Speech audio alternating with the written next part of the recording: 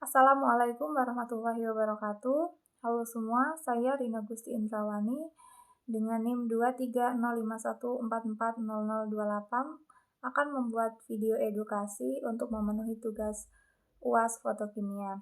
Baik, halo semuanya, pernahkah kalian membeli sunscreen dengan tulisan SPF 50, SPF 100, bahkan SPF 200 dan langsung merasa, wah pasti ini yang paling aman.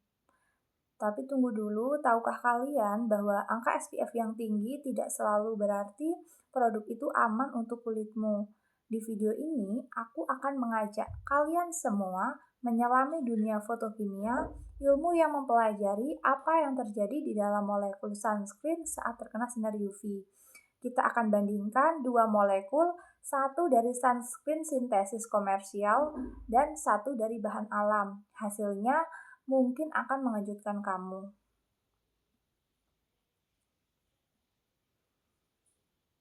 Baik, apa itu SPF dan mengapa tidak cukup? Jadi pertama, kita pahami dulu apa itu SPF. SPF atau Sun Protection Factor adalah angka yang menunjukkan seberapa kuat suatu bahan menyerap sinar UV sebelum sampai ke kulit kita. Tapi SPF hanya mengukur berapa banyak sinar UV yang diserap, bukan mengukur apa yang terjadi setelah sinar UV itu sendiri diserap.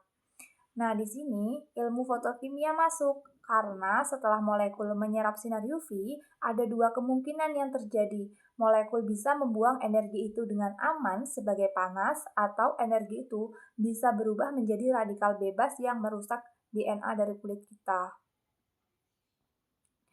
Baik, kemudian yang ketiga mengenal molekul dan visualisasi dari 3D. Oke, sekarang kita akan mengenalkan dengan dua molekul yang akan kita bandingkan hari ini. Yang pertama adalah avobenzone. Ini adalah filter UVA sintesis yang sering ditemukan dalam sunscreen komersial. Strukturnya punya dua cincin aromatik yang dihubungkan oleh sistem beta diketon. Yang penting, molekul ini cukup fleksibel, bisa berputar di bagian tengahnya. Yang kedua adalah KM-ferol. Ini adalah senyawa flavonoid alami yang ditemukan dalam teh hijau, brokoli, dan apel. Strukturnya jauh lebih besar dengan 3 cincin aromatik yang tersusun datar dan juga kaku. Para ilmuwan menyebutnya rigid dan planar. Keduanya sama-sama punya kemampuan menyerap UV yang kuat, tapi apakah keduanya sama-sama aman? Mari kita lihat dari sudut pandang fotokimia. Baik, segmen yang keempat ini diagram Jablonski IC versus ISC. Nah, untuk memahami kenapa satu molekul aman dan yang lainnya berbahaya, kita perlu melihat diagram Jablonski. Ini adalah peta perjalanan energi di dalam molekul setelah menyerap cahaya UV. Bayangkan seperti ini, molekul itu seperti seseorang yang naik lift ke lantai atas. Saat menyerap sinar UV, elektron dalam molekul naik dari lantai dasar atau S0 ke lantai S1 atau bahkan S2. Sedangkan bagaimana dia turun kembali ada dua jalur. Jalur pertama adalah internal conversion atau IC, ini adalah jalur aman. Elektron turun sambil membuang energi sebagai panas melalui getaran molekul. Khusus untuk molekul yang punya ikatan hidrogen, intermolekul seperti avobenzone dan KM-ferol ada mekanisme super cepat namanya ESIPT, Excited State Intermolecular Proton Transfer. Proton lompat dari gugus OH ke gugus CO, energi dibuang sebagai panas, lalu proton balik lagi. Semuanya selesai dalam kurun waktu kurang dari 1 pikosecond.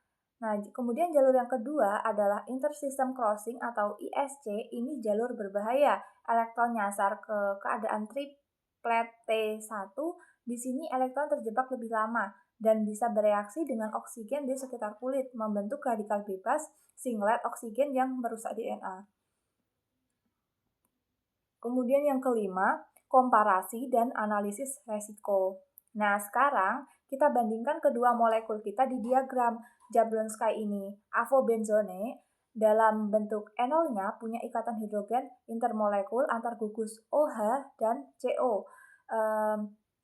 Ini memfasilitasi acid yang sangat cepat, ditambah lagi strukturnya yang fleksibel memberi jalur tambahan untuk membuang energi lewat rotasi. Hasilnya, energi UV dibuang sebagai panas dengan aman, resiko ISC juga rendah.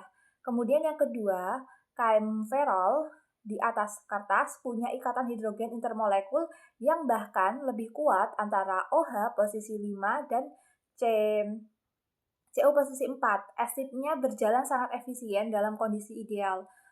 Tapi inilah masalahnya, KM-ferol memiliki struktur yang sangat rigid dan planar, dan ketika diformulasikan dalam lotion berbasis air dan alkohol, seperti kebanyakan produk sunscreen, molekul air dan alkohol bisa memutus ikatan hidrogen intermolekul ini.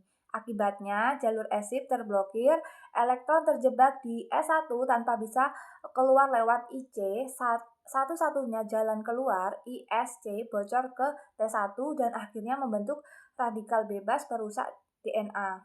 Jadi, bahan alam dengan SPF tinggi jika salah formulasi justru bisa menjadi sumber bahaya.